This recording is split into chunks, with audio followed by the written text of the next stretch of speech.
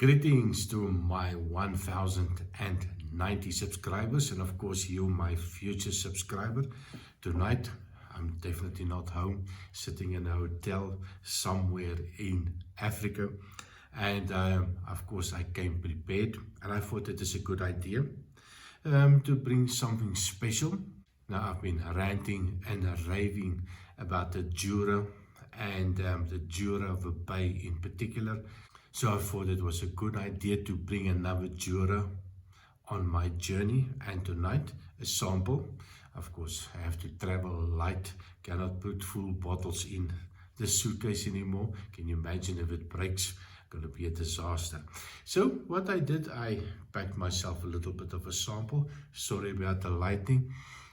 Also my laptop decided to break down today. Going to be quite interesting. 2 weeks without a laptop. Of course the editing is also going to be a huge problem. At least I have my iPad, so I'm going to try to do some editing on my iPad. So I'm not so sure how the quality is going to come out with this editing. It's going to be quite a challenge for me. But anyway, more challenges. My vessel of choice for tonight, a cup. So a little bit difficult in some of the hotels to find a decent glass. Well, in this case I could not find a decent glass, so I have to stick with a cup. So anyway, tonight we are looking at the Jura Superstition, the special edition, that nice little funky bottle. I do love the bottle, so I'm quite looking forward to giving this a nose and a taste. It is a single malt, it's bottled at 43% ABV. I'm not sure about the color. I don't want to do too much digging. But at 43% I'm sure there is some chill filtration, and no age statement whiskey, and quite a lot of color to it. A nice little golden copper color coming out. So not going to be a long video. I'm not even sure if I will be able to do the editing of it. There's a little bit of a coughing and a wheezing in between that needs to be removed.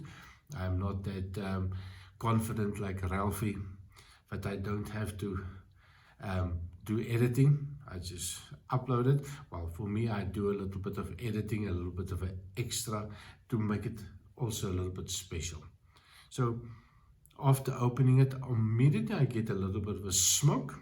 I'm quite interested. As you know, I'm not a big fan of the smoke, but I did find some real nice smoky whiskies over the last 2 years. Clean glass, well, clean cup. Give it a short weed ram pour and give it a quick nose and a taste. And the reason it's going to be quick, because I don't want to spend too much time and then realize I can't do editing on my iPad. So short and sweet. So on the nose, cheers. Quite interesting. There is a little bit of a peat in it, but it is a nice peat. Definitely not a medicinal peat for me. There's a nice richness to it, like a nice aromatic furniture polish. There's a nice sweet honey note coming out. There's a little bit of a perfume note also. A lot of raisiny notes coming out. It is matured in ex-bourbon casks, which is a little bit of a surprise for me. So I do think there might be a little bit of a color added, because it's quite dark for a no age statement whiskey. So I've got no idea how old the whiskey is in it. But it is nice. It's a richness to it. It does suggest a little bit of a raisin, a little bit of a sherry note, maybe a little bit of a burnt cask or charred cask note that I get. But there's a lovely sweetness, some caramel definitely coming out, a hint of a chocolate note, but a nice light sweet chocolate note. And the smoke is there, but it's definitely not overpowering. It is actually just lovely on the nose. So, of course, on the taste, cheers.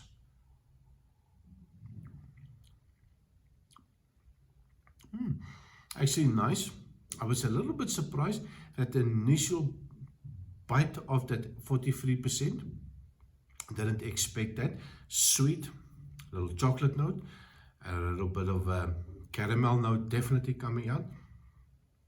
Light bitterness at the end. Let me just give it one more try.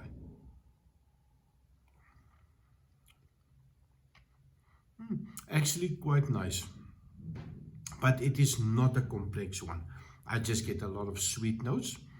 That chocolate note definitely on the taste as well. A little bit of a bitter note coming through, a little bit of a tannin. There's a little bit of a sour note also on the taste. I was not expecting that. One more try. Quite nice, but definitely not a complex one. More oak now for me.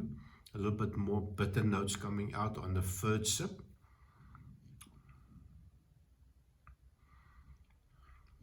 There's a little bit of a spicy note also appearing on it. And I also get that a little bit of that peat, but the peat is definitely for me, you're really going to have to look for that peat. Just want to make sure. Yeah, for me, I think I'm really getting used to real peated whiskey. I would definitely not classify this as a peated whiskey, maybe more like the Johnny Walker Black Label that they say there is a hint of peat. Definitely for me, this one, a hint of peat, but a nice sweet peat, a little bit maybe of a savory peat, not even a distant campfire will explain this one for me. So definitely something that's nice. 43, 45 euros for a bottle, so definitely not breaking the bank, but it's also not a cheap one, especially for a no age statement whiskey. So that's me with my coffee cup, well actually it could be a tea cup as well, sitting in the middle of Africa, and I wish you a fantastic week. And I see you next time, and please remember to like and subscribe. Cheers.